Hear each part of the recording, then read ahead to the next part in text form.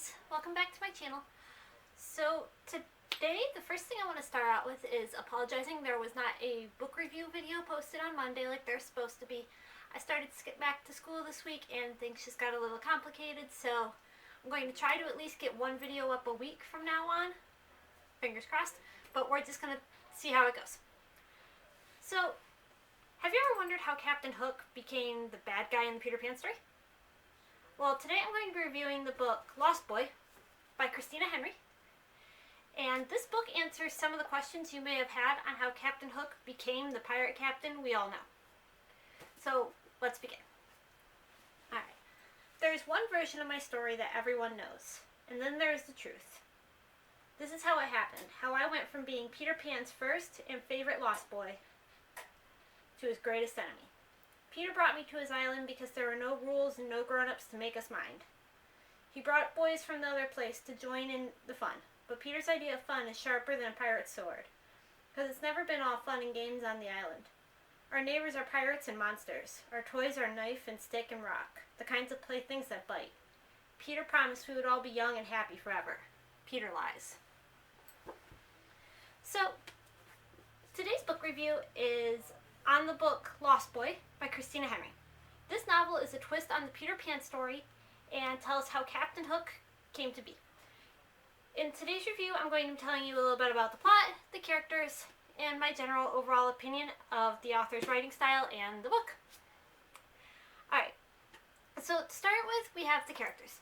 So there is one main character in this novel. His name is Jamie, and he was the first Lost Boy to be brought to the island by Peter Pan.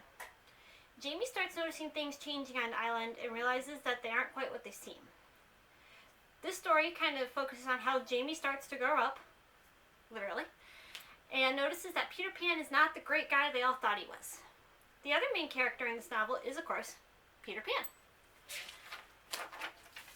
The main thing to know is that in this novel, Peter Pan is not a good guy.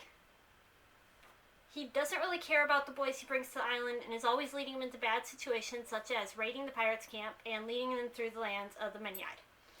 Which, in case you wanted to know, the Many-Eyed are basically giant spiders with acid blood. You touch them, the blood touches you, you die. Peter's more focused on having fun than making sure the boys stay alive, because when one of the boys dies, he just goes to the other place, which is what they refer to as our world, and grabs another one. And that really bothers Jamie when a little boy named Charlie is brought to the island. And Charlie is not old enough to be one of the Lost Boys. He's only 5. And when Jamie finds out that Peter took Charlie from the other place, and Charlie has a family that wanted him, it really gets on Peter's nerves, and that's when everything starts going down. One of the things I like about this novel, and the author in general, is the way she has of changing the fairy tales that we all know, and changing the perspectives. We all know the story of Peter Pan, but this is the first time I've heard the story of Captain Hook being told on how he actually became the pirate captain. The story makes sure to point out that Captain Hook isn't always the bad guy. And it reveals that Captain Hook's hate for Peter Pan is actually very justified. The novel also shows that even though growing up isn't fun, it is something that everyone has to go through. And when you don't grow up, things don't always stay nice, rosy, and wonderful. That sometimes things aren't what they seem. Which is 100% honest. So, overall, I'd give this novel a 4 out of 5 rating. I have loved every book I have read by this author, and would highly recommend checking out this one or any of her other books that she has. She has the novel The Mermaid, which is a spin. It's not really a spin on The Little Mermaid, but it's about a mermaid. She's got Lost Boy, the one I just told you. She has the book Alice.